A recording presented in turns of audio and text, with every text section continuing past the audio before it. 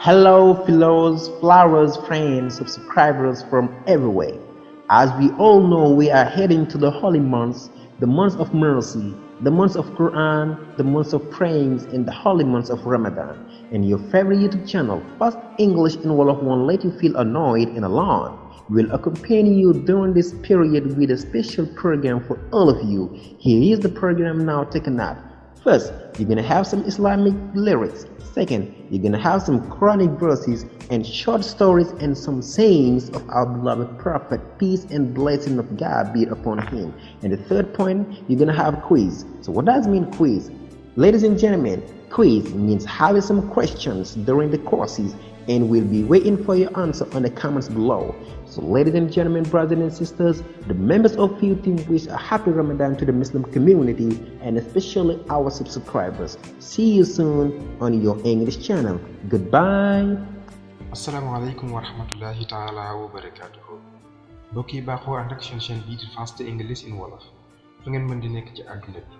Ni ngeen xam ne suñu làmmiñ du mës a tàyyi di leen wax naan jaajëf ci topp keeg bàyyi xel gi saa su ne ba tax na Fast English in Wolof di leen ñaanal weeru koor bu jàmm weeru koor bu ànd ngeeneel ak i xéewal ci noonu lan la indilee programme bu am solo programme bu mucc ayib lu muy demee ba sa njëkk dina leen indil ay way yoo xam ne day wax ci islam wala sax ci yonent bi sallallahu alayhi wa sallam ñaaral ba indi leen ay aaya wala ay xissa wala sax ay hadis yu leen di gën a dolli ci seen diine ñetteel indi leen ay laaj yoo xam ne day wax ci ramadan laaj yi wax ci ramadan nu muy demee laaj yooyu saa bu jàngalatee bu pare dana leen wàccal ab laaj ci mujj laaj boobu nag képp ku ko tontu Fast English in Wolof dina la sargaal yëkkati la jaajëfal la njukkal la ci topp ak bàyyi xel gi kon mbokk yi Fast English in Wolof ñii la leen fas yéene nga ci weeru koor bu sol wi Fast English in Wolof di leen ñaanal weeru koor jàmm.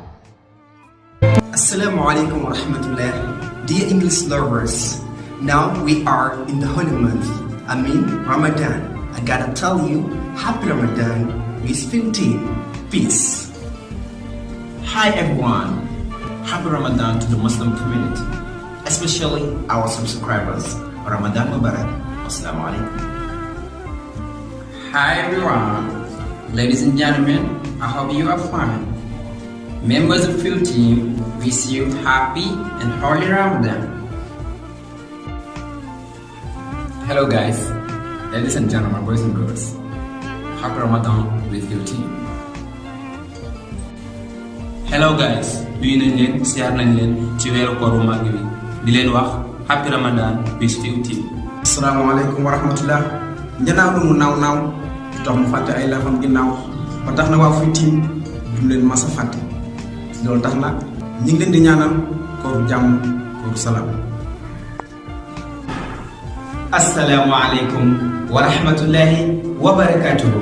Mbokk yi dal leen jàmm ak seen chaîne YouTube Fast English in Wolof dañ leen di ndokkeel ci weeru koor bu sell bii di leen wax ni ànd leen di topp ak seen chaîne YouTube Fast English in Wolof.